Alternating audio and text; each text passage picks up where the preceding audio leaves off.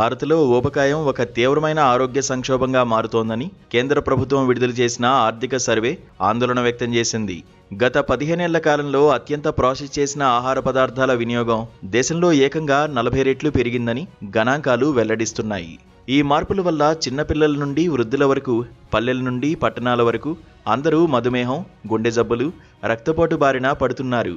శారీరక శ్రమ లేకపోవడం, జంక్ ఫుడ్ తీసుకోవడం వల్ల ఊబకాయం బారిన పడే వారి సంఖ్య రెండింతలు కావడం గమనార్హం. ఇది దేశ ఉత్పాదకతపై, ప్రజల సగటు ఆయుర్దాయంపై ప్రతికూల ప్రభావం చూపుతుందని సర్వే హెచ్చరించింది.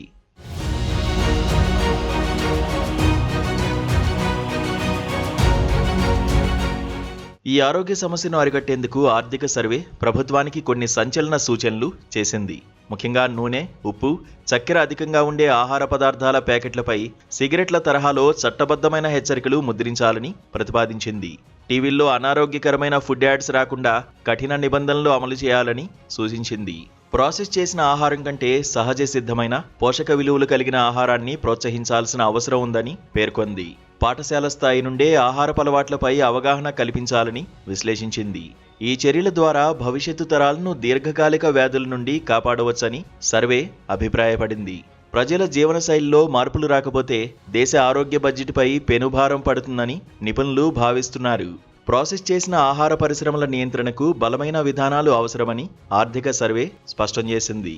ఆహార సంస్థలు తమ ఉత్పత్తుల్లో వాడే హానికర పదార్థాల విషయంలో పారదర్శకంగా ఉండాలని డిమాండ్ చేసింది.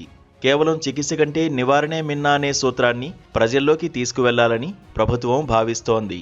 తక్కువ ఖర్చుతో కూడిన పౌష్టికాహారాన్ని సామాన్యులకు అందుబాటులోకి తేవడంపై దృష్టి సారించాలని సూచించింది.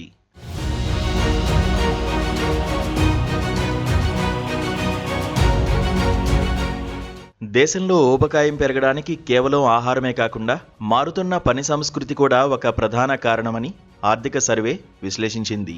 గంటల తరబడి కదలకుండా కంప్యూటర్ల ముందు కూర్చోవడం వల్ల శరీరంలో క్యాలరీలు ఖర్చు కాక కొవ్వుగా పేరుకుపోతున్నాయని నివేదిక పేర్కొంది. ముఖ్యంగా ఐటీ, కార్పొరేట్ రంగాల్లో పనిచేసే యువతలో ఈ సమస్య తీవ్రంగా ఉందని గణాంకాలు చెబుతున్నాయి. ప్యాక్ చేసిన జ్యూస్లు, బిస్కెట్లు, ఇన్స్టెంట్ న్యూడిల్స్ వంటి పదార్థాలు మనకు తెలియకుండానే శరీరంలో చక్కెర స్థాయిలను పెంచుతున్నాయని ఆందోళన వ్యక్తం చేసింది. ప్రభుత్వం ఈ విషయంలో జోక్యం చేసుకుని షుగర్ ట్యాక్స్ వంటి కఠినమైన పన్ను విధానాలను ప్రవేశపెట్టాలని ఆర్థిక సర్వే పరోక్షంగా సూచించింది. అలాగే పట్టణ ప్రాంతాల్లో పార్కులు, క్రీడా ప్రాంగణాలు మరియు నడకదారుల సంఖ్యను పెంచాలని స్థానిక సంస్థలకు పిలుపునిచ్చింది.